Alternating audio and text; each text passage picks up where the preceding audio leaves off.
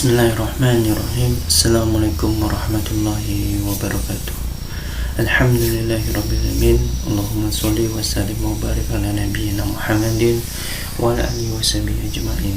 Allahumma alhimna marasida wa isna min sururi anfusina wa min sayyiati a'malina. Alhamdulillahi rabbil alamin. Puji syukur atas kehadiran Allah Subhanahu wa taala sehingga kita bisa dipertemukan kembali dalam mata kuliah pendidikan agama Islam.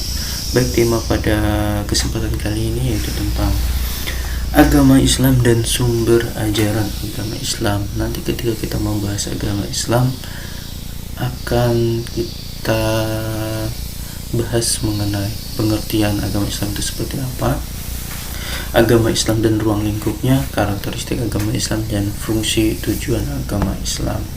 Kita masuk ke pengertian agama Islam. Jadi kalau sambil bisa dilihat, kata Islam itu berasal dari bahasa Arab yaitu salimah, dari kata itu terbentuk asrama.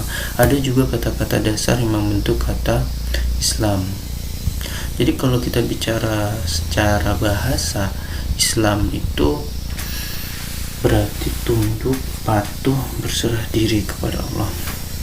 Adapun menurut istilah atau terminologi itu mempunyai dua pengertian. Yang pertama apabila tidak dikaitkan dengan iman, yang kemudian yang kedua apabila dikaitkan dengan iman.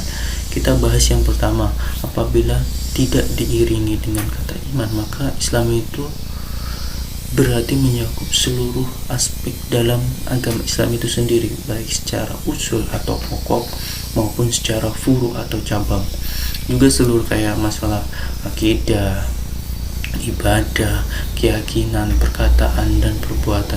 Jadi peneliti menunjukkan bahwa Islam adalah mengakui dengan lisan, meyakini dengan hati, dan berserah diri kepada Allah Subhanahu wa taala atas semua yang telah ditentukan dan ditakdirkan, sebagaimana firman Allah Subhanahu wa taala di dalam surat Al-Baqarah ayat 131, "Idz qala lahu rabbuhu aslim, qala aslamtu li rabbil alamin." Baik, ingatlah ketika Rabbnya berfirman kepadanya, Ibrahim, aslim, berserah dirilah. Kemudian aslim, ya.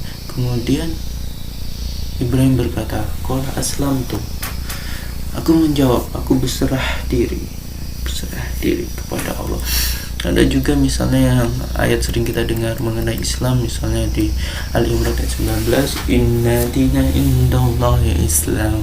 Kemudian ada juga di Al-Imran ayat 85 tentang Islam yang artinya barang siapa mencari agama selain Islam, dia tidak akan diterima dan di akhirat dia termasuk orang yang rugi. Itu mengenai pengertian Islam. Kalau kita masih tidak kaitkan dengan iman.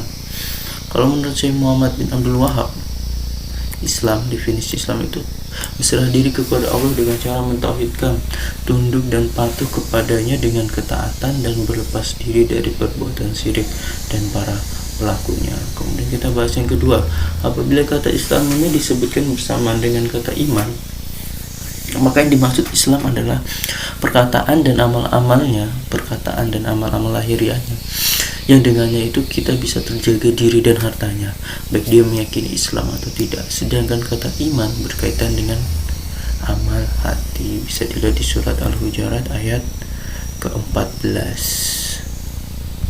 Jadi kalau Islam, apa itu Islam? Tadi sudah tunduk, patuh, aslama yuslimu islaman, sifat yang tunduk patuh. Kenapa disebut Islam? Orangnya disebut Muslim karena seseorang kalau sudah masuk Islam, maka dia berikrar untuk patuh kepada ketentuan Allah Subhanahu wa taala.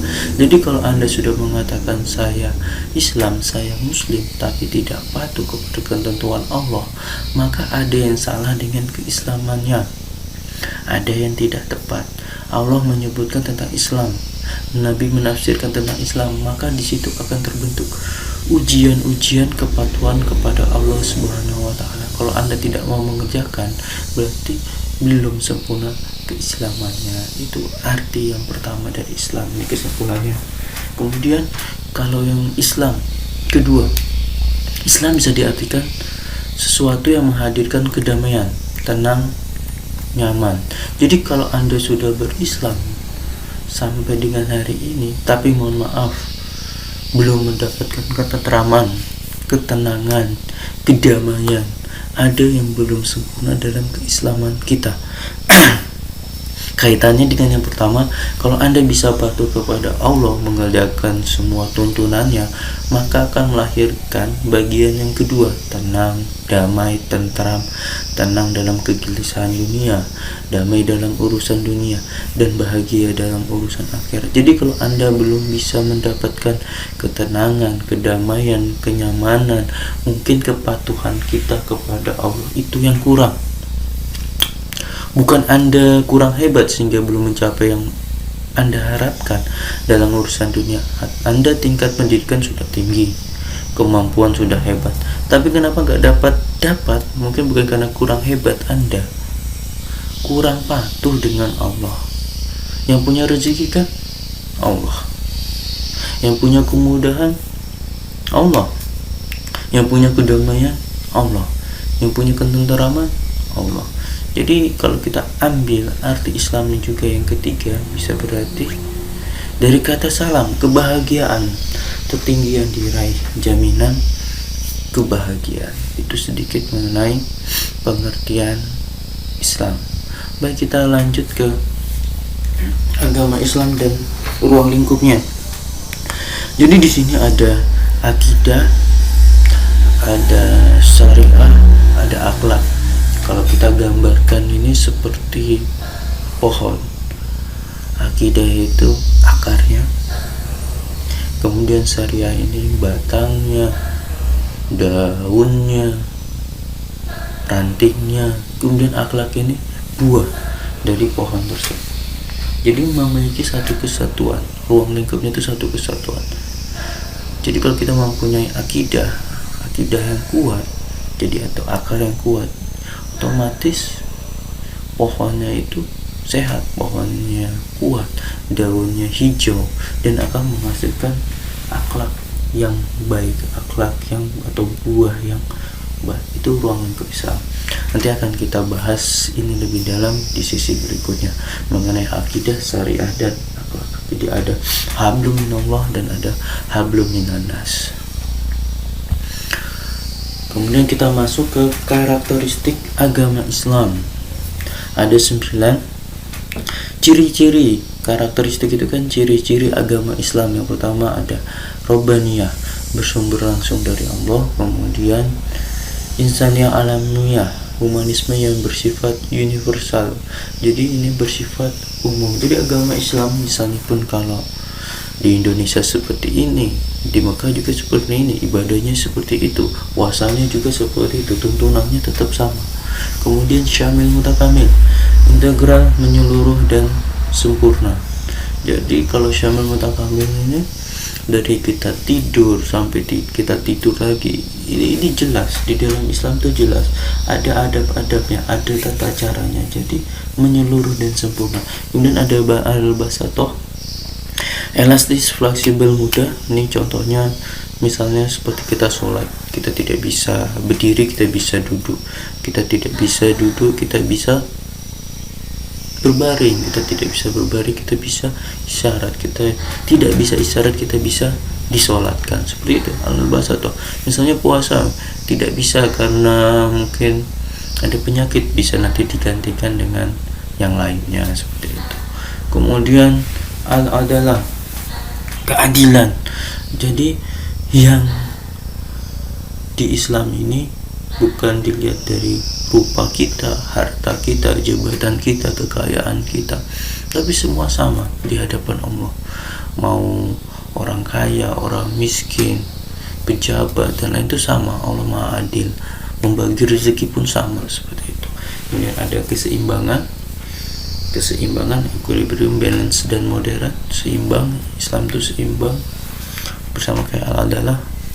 Kemudian ada perpaduan antara keteguhan prinsip dan fleksibilitas. Kita tahu Islam kan berkembang di berbagai macam negara, daerah, tapi dia mempunyai prinsip yang tidak boleh dirubah-rubah, tapi juga fleksibilitas kalau itu tidak mengganggu dalam agama Islam. Jadi misalnya kita kaitkan dengan budaya, jadi Islam ini mudah masuk ke Indonesia karena memang fleksibilitas, dia tidak terlalu mencampuri urusan-urusan budaya selama masih memegang keteguhan prinsip. Apabila memang itu syirik ya harus ditinggalkan, tapi kalau tidak berkaitan dengan syirik itu boleh tetap dilakukan. Kemudian graduasi berangsur-angsur atau berarti Islam ini seperti dakwah Nabi Muhammad SAW tidak langsung ke secara terang-terangan atau secara langsung berdakwah di tengah umatnya, tidak, tapi pelan-pelan. Bagaimana kita tahu sirah nabawiyah kan, cara berdakwahnya dari yang pertama sembunyi-sembunyi, dari keluarga yang paling dekat dan lain-lain. Kemudian argumentatif filosofis, jadi pendapat-pendapat ini bisa dipikirkan menggunakan akal. Contohnya misalnya seperti ini, kenapa ada adab tata cara makan menggunakan tangan? Ternyata sekarang diteliti oleh bidang kedokteran karena di tangannya ada enzim-enzim pembusukan yang membantu mencerna makanan lebih cepat. Itu lebih cepat dibandingkan dengan kita menggunakan sendok dari perak atau dari emas seperti itu. Atau misalnya ketika kita mau minum, ada lalat yang jatuh di gelas kita atau di air kita, di dalam Islam itu tidak boleh langsung membuangnya, namun harus mencelupkan atau mencemplungkan dulu, karena di salah satu sayap itu ada mengandung penyakit, salah satu sayapnya ada mengandung penawar. Atau mungkin misalnya contohnya ketika kita sholat, kenapa ada gerakan ruku, ada gerakan sujud seperti itu. Sekarang bisa diargumentatif filosofis ilmu kedokteran bahwasanya ketika kita sujud itu darah mengalir ke otak dan membuat kita lebih segar dan banyak sekali manfaatnya. Atau mungkin memelihara jenggot bagi laki-laki, buktinya kayak pemain-pemain bola luar negeri sekarang itu juga memelihara jenggot, karena ini ternyata zaman dulu kan kita disunahkan untuk memelihara jenggot karena memompa jantung itu lebih kuat, lebih cepat, jadi tidak gampang kelelahan dan lain-lain. Jadi disunahkan memanjangkan jenggot dan memotong kumis. Oke, kemudian fungsi tujuan agama Islam. Nah, ada 6, sebenarnya masih banyak lagi, ini hanya rangkuman. Jadi fungsi tujuan agama Islam itu menjawab berbagai pertanyaan yang tidak mampu dijawab oleh manusia. Jadi, banyak sekali pertanyaan-pertanyaan manusia mengenai siapa itu Tuhan, apa itu alam, apakah ada kehidupan setelah kematian dan lain-lain. Itu semua bisa dijelaskan di dalam agama Islam. Kemudian ada sebagai pembimbing dalam hidup. Jadi kita memerlukan Islam itu sebagai pembimbing dalam hidup. Kalau kita tidak mempunyai agama Islam atau enggak mempunyai agama, kita akan tersesat. Jadi kita tidak tahu kita harus melakukan apa yang harus kita lakukan. Jadi dengan adanya Islam ini bisa membimbing hidup kita ke yang lebih baik. Jadi orang yang memang tidak mempunyai agama itu kebanyakan seringnya gelisah, tidak tenang, tidak tentram, sehingga memang perlu mempunyai agama Islam. Kemudian penolong dalam kesukaran. Jadi kita ketika kita berdoa kepada Allah, ketika mendapatkan kesukaran, kita dekat kepada Allah yang mempunyai semuanya, mempunyai segala jawaban dalam hidup. Itu insya Allah itu akan menolong kita dalam kesukaran, penenteram batin, bersama pengendali moral atau akhlak kita. Jadi ada yang halal, ada yang haram, boleh kita makan ini, boleh kita tidak makan ini. Jadi boleh kita melakukan tindakan ini, boleh kita melakukan tindakan itu. Jadi ada pengendalinya. Kemudian memainkan fungsi peranan sosial. Jadi agama Islam ini tidak hanya tentang hablum minallah, tapi juga ada tentang hablum minannas dan hablum minal makhluk. Jadi bagaimana kita cara beradaptasi kepada yang lain. Atau misalnya ketika kita berdua atau bertiga, ada bertiga misalnya, 2 orang ini tidak boleh berbisik, atau kita mungkin tidak boleh menggibah karena sama saja memakan bagian daging saudaranya sendiri dan lainnya. Jadi ketika ada musyawarah, cara memutuskan hasil seperti apa, jadi itu memainkan fungsi peranan sosial seperti itu. Ya, kita singkat saja. Kemudian kita masuk ke sumber ajaran Islam. Sumber ajaran Islam itu ada yang pertama Al-Quran, kemudian ada yang kedua hadis atau sunnah, kemudian ada ijtihad. Baik, kita bahas. Yang pertama tentang pengertian sumber. Sumber ajaran Islam. Sumber itu segala sesuatu yang dapat dijadikan acuan, pedoman, dasar dalam menjalankan syariat Islam. Sumber. Jadi ada 3, Al-Quran, hadis atau as-sunnah, kemudian ijtihad. Kalau kita bicara yang pertama, sumber kita yaitu Al-Quran. Al-Quran adalah kalam Allah yang diturunkan pada Rasulullah dengan bahasa Arab, merupakan mukjizat dan diriwayatkan secara mutawatir serta membacanya adalah ibadah, diturunkan secara berangsur-angsur melalui perantara malaikat Jibril dan diturunkan selama 22 tahun 2 bulan 22 hari atau digenapkan menjadi 23 tahun, kemudian 13 tahun di Mekah dan 10 tahun di Madinah, seperti itu ya. Ini ada dalilnya di surat Al-A'raf ayat 52, itu tentang Al-Quran. Baik, inti di dalam Al-Quran itu ada kandungannya, ada tauhid, ibadah, janji dan ancaman, kisah-kisah umat terdahulu, berita tentang zaman yang akan datang, dan benih atau prinsip-prinsip ilmu pengetahuan.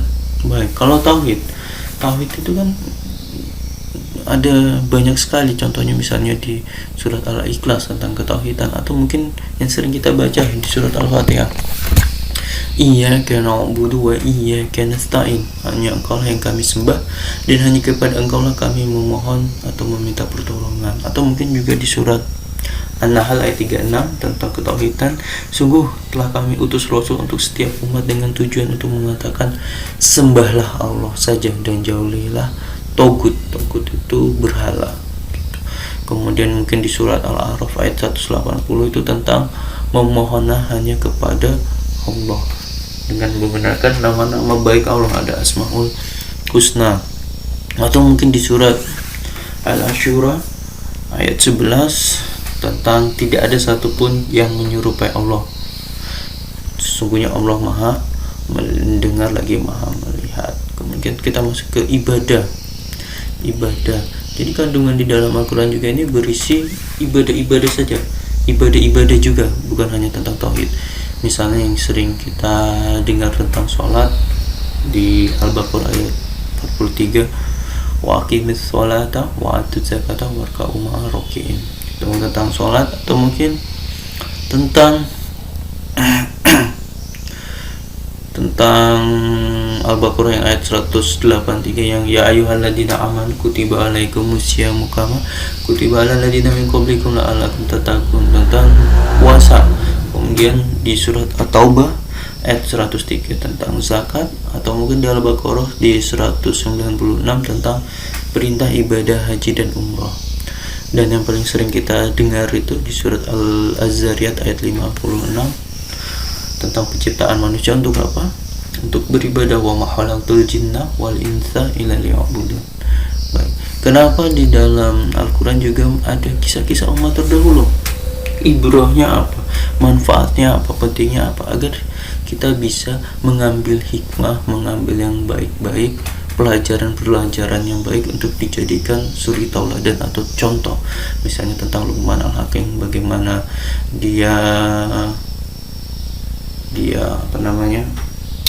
mendidik anaknya atau putranya, atau bagaimana kita meladani sikap kesabaran dari Nabi Su'aib, atau bagaimana keteguhan hati Rasulullah misalnya di surat Al-Nasrah. Dan mungkin ada perbuatan-perbuatan atau di kisah-kisah terdahulu atau qasas yang terdahulu itu yang perlu kita tinggalkan atau jauhi. Sudah diperingatkan berkali-kali, namun karena mereka tidak mengikuti akhirnya diazab oleh Allah. Di contohnya Nabi Nuh misalnya di surat Nuh kan ada. Atau mungkin tentang kaum gay, lesbi, homo sekarang yang muncul lagi, pada dulu sudah diazab Allah di zaman Nabi Lut dan lain sebagainya. atau qasas, cerita-cerita umat terdahulu. Kemudian ada janji dan ancaman. Janji dan ancaman ini gunanya apa? Untuk memberikan jawaban bagi orang yang beriman dan ancaman bagi yang tidak taat kepada Allah. Biasa disebut dengan al-wa'du. Al-wa'du itu dari Al-Quran yang mengandung janji Allah SWT kepada orang yang taat dengan ganjaran yang baik, pahala dan surga. Adapun yang dimaksud dengan al-wa'id yaitu dalil atau nas yang terdapat dalam Al-Quran berisi ancaman bagi orang-orang yang berbuat maksiat dengan azab dan siksaan yang pedih. Misalnya di surat An-Nisa 48, Allah Subhanahu wa taala itu mengampuni mengampuni umatnya kecuali dosa syirik.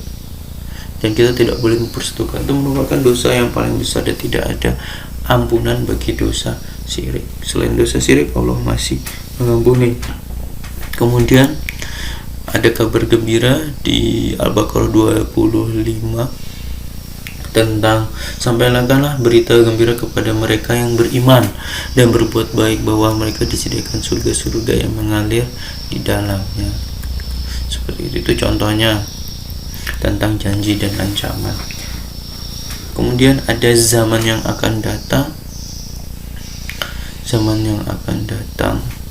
Ya, di sini zaman yang akan datang, bagaimana biar kita bisa di dalam Al-Quran ini mengetahui apa yang akan kita hadapi nanti dan apa yang harus kita lakukan. Di sini banyak dalilnya. Jadi untuk menghindari dari fitnah Dajjal misalnya, tentang adanya kiamat, itu merupakan zaman yang akan datang. Contohnya mungkin di surat An-Naba, Abasa, An-Naziat, itu kan tentang zaman yang akan datang, bagaimana nanti bumi coba digonjang-ganjing seperti gunung yang bertebangan dan lain-lain. Kemudian ilmu pengetahuan, di dalam Al-Quran juga banyak sekali ilmu pengetahuannya. Contohnya ada air laut dan air tawar yang bisa beriringan bareng, mengalir bareng. Atau mungkin tentang peredaran bumi, atau mungkin di surat An-Naziat itu tentang bumi, gambaran bumi bentuknya seperti apa, itu juga ada dalilnya. Itu misalnya kalian bisa buka di surat Al-Mujadalah ayat 11, Ali Imran ayat 18. Kemudian banyak sekali.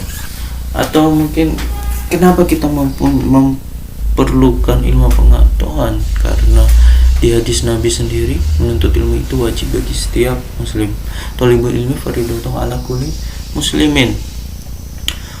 Seperti itu. Kita lanjut ya ke berikutnya, yaitu tentang hadis atau as-sunnah. Kalau kita bicara secara bahasa, pasti hadis atau sunnah ini mempunyai arti yang berbeda, tapi secara istilah atau maknawi ini merupakan suatu kesatuan yang sama, yaitu segala perkataan, perbuatan, kemudian ketetapan atau persetujuan yang disandarkan kepada Nabi Muhammad SAW. Itu yang disebutkan hadis atau as-sunnah. Kemudian ada juga di hadis riwayat Malik, sungguh telah saya tinggalkan untukmu dua perkara, tidak sekali-kali kamu sesat selama kamu berpegang kepadanya, yakni kitabullah dan sunnah rasulnya. Dan ini bisa dilihat juga di surat Al-Ahzab ayat 21 tentang hadis atau as-sunnah. Baik, hadis atau as-sunnah itu bisa kita lihat dari segi bentuknya ada 4. Ada qauliyah, fi'liyah, takririyah, kemudian ada hamimiyah. Qauliyah ini segala perkataan Nabi. Jadi bentuknya ini perkataan-perkataan Nabi. Hadis yang modelnya perkataan Nabi itu qaul, kemudian fi'liyah itu perbuatan Nabi, kemudian takririyah yaitu ketetapan atau persetujuan Nabi. Mungkin bisa juga dari para sahabat ketika melakukan sesuatu dan Nabi mengiyakan, berarti itu masuk ke dalam bentuk hadis takririyah. Hamimiyah yaitu yang ingin dilakukan Nabi tapi belum sempat dilakukan, contohnya puasa Asyura. Misalnya kalau kau lihat itu perkataan Nabi berkata tentang apa ya, misalnya tentang menuntut ilmu yang kayak tadi, berarti kan itu langsung bentuknya kau lihat. Kalau filia jadi ada diriwayatkan dari misalnya sahabat siapa melihat Nabi melakukan apa, itu berarti filia.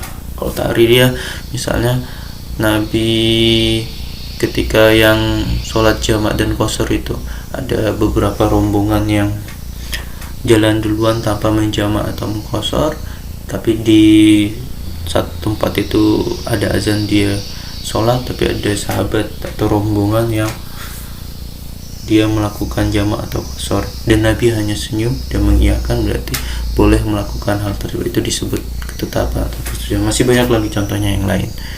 Ya, kita lanjut. Dari segi kualitas tadi, kalau dari segi bentuk ya, kalau dari segi kualitas ada sahih, hasan, dhaif, maudhu. Ini secara umum aja, secara gampangnya. Kalau sahih ini kualitasnya bagus, terpercaya, baik dalam segi sanad, matan dan lainnya, itu sahih. Jadi jelas kualitasnya. Kemudian kalau hasan ini baik, benar, tapi kualitasnya itu di bawah sahih. Kenapa? Misalnya kan ada dari sahabat siapa, mendengar sahabat siapa, baru Rasulullah berkata. Nah, ada salah satu sahabat yang disebutkan di sini, dari segi keimanan dia memang beriman kepada Allah, orangnya juga terpercaya, jujur dan lain-lain. Namun dari segi keilmuan mungkin dia agak pelupa atau segi keilmuannya kurang, jadi masuk kualitas hasan. Nah, kalau dhaif, lemah. Nah, perbedaannya dari sahabat ini mendengar dari ini, ada salah satu sahabat di sini yang orangnya terkenal pembohong, pendusta, penipu, itu masuknya dhaif, lemah. Kemudian kalau maudhu itu palsu. Jadi ketika dicari riwayatnya ini ternyata memang palsu, atau memang hadis ini tidak ada sumbernya, itu disebut hadis maudhu. Nanti kalau mau kita bahas lebih lanjut bisa di pertanyaan ya, kolom pertanyaan. Kita biar cepat aja. Kemudian ada ijtihad yang terakhir. Ijtihad itu yaitu mengerahkan segala kemampuan berpikir secara maksimal untuk mengeluarkan hukum syar'i dari dalil-dalil syar'i, yaitu Quran atau hadis. Ini namanya itu ijtihad. Metodenya itu nanti ada banyak. Jadi ijtihadnya itu, orang yang melakukan ijtihad itu tidak sembarang orang bisa.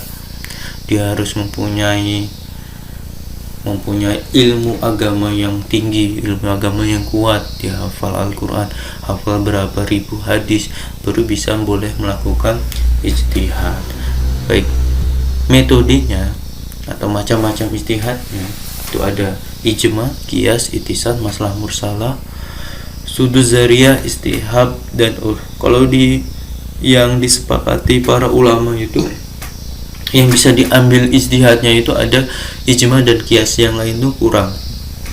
Jadi yang hukumnya itu bisa dijadikan pedoman yaitu ijma dan qiyas. Kalau ijma itu kesepakatan dari para ulama mujtahid dalam beberapa periode waktu tertentu untuk menentukan hukum suatu masalah.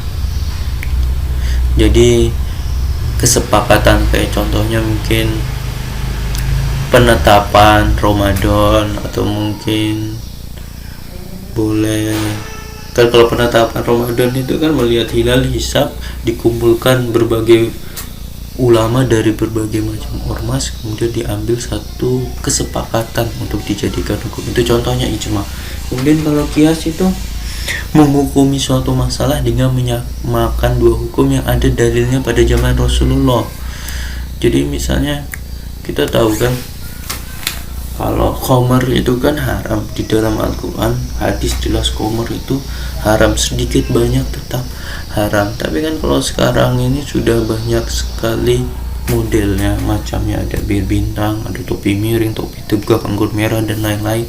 Jadi dikiaskan tetap komer, jadi yang memabukkan seperti itu. Atau mungkin misalnya ketika kita zakat, kenapa menggunakan beras? Nah, dalilnya itu makanan pokok, jadi tidak mungkin kita menggunakan yang makanan pokok. Misalnya kalau di Eropa kan tidak ada beras, tidak ada gandum, mereka menggunakan apa? Menggunakan roti atau makanan pokok seperti apa. Atau misalnya tentang korban, di sini kenapa dengan kambing, dengan sapi, padahal kan di luar Indonesia sendiri itu kan tidak ada kambing atau sapi, ada, tapi kan yang bisa untuk makan berapa puluh orang sama berapa orang itu kan beda. Yang bisa untuk korban 7 orang dan 1 orang itu seperti apa. Jadi kalau mungkin di Arab menggunakan misalnya unta atau kalau yang temannya kambing, domba, seperti itu. Kemudian ada ihtisan, ini saya jelaskan ihtisan singkat saja, yaitu meninggalkan satu hukum kepada hukum lainnya disebabkan ada dalil syara yang mengharuskan untuk meninggalkannya atau sedikit bertentangan. Jadi kalau di negara selain yang negaranya Islam itu kan kalau potong tangan untuk mencuri itu kan hukumnya potong tangan. Tapi kalau misalnya di Indonesia itu sendiri kan mengganti hukum karena banyak pertentangan, mengganti hukum tidak potong tangan tapi di penjara. Tapi tujuannya sama, yaitu agar meninggalkan namanya jera, meninggalkan hukuman bagi para pelaku agar diharapkan bisa jera.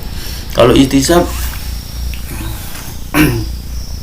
menetapkan hukum sesuatu berdasarkan keadaan hukum yang sebelumnya sehingga ada hukum baru yang mengubahnya. Misalnya sebagian ulama mengatakan bahwa orang yang sholat dengan tayamum kemudian dalam menunaikan sholat fardu ia melihat air, maka sholatnya itu tidak batal dengan alasan yang istisab kepada ijma syah sholat dengan tayamum sebelum melihat air. Hukum ini terus berlaku sampai ada dalil bahwa melihat air itu membatalkan sholat. Kemudian ada masalah mursalah, mengambil manfaat dan menolak kemudaratan yang dalam rangka untuk memelihara tujuan-tujuan syar'a atau syari, tujuan hukum. Contoh, dalam Quran dan hadis Rasul tidak ada nas yang melarang mengumpulkan Al-Quran dari hafalan ke dalam tulisan atau pembukuan Al-Quran. Meskipun demikian, karena dikhawatirkan pada masa Abu Bakar banyak sekali para hafiz Quran yang meninggal dunia, jadi dicari masalah mursalahnya, manfaatnya lebih banyak ditimbang mudaratnya, seperti itu. Kemudian ada yang terakhir yaitu urf, yaitu suatu tindakan atau perbuatan atau perkataan yang tidak asing bagi suatu masyarakat karena sudah menjadi kebiasaan dan menyatu dengan kehidupan. Contohnya, kita kan kalau jual beli harus ada akad, ada ijabnya, ada 2 orang, ada syarat ketentuannya. Namun kan sekarang di warung atau toko kelontong, jadi meninggalkan uang tanpa bilang saya terima barangnya bla bla bla, tapi dengan memberikan uang dan lain-lain itu sudah cukup untuk jual beli. Itu contoh misalnya dalam jual beli. Atau mungkin dengan menganggukkan kepala tanda menyetujui atau menggelengkan kepala tanda menolak, itu salah satu dari urf atau perbuatan atau perkataan yang tidak asing, sudah jadi ketetapan di masyarakat tersebut. Baik, demikian saja yang bisa saya jelaskan tentang agama Islam dan sumber ajaran agama Islam. Banyak sekali yang sebenarnya ingin saya jelaskan, tapi karena kita online dan memakan kuota untuk mendownload juga, jadi saya peringkas materi ini. Dan mungkin kalau ada yang ingin bertanya lebih lanjut, silakan menghubungi saya atau di forum kelas. Baik, sekian dari saya, kurang lebih saya mohon maaf, banyak kata yang mungkin tidak berkenan, saya mohon maaf. Kita tutup dengan bacaan alhamdulillahirabbil alamin. Subhanakallahumma wa bihamdika asyhadu an la ilaha illa anta astaghfiruka wa atubu ilaik. Assalamualaikum warahmatullahi wabarakatuh.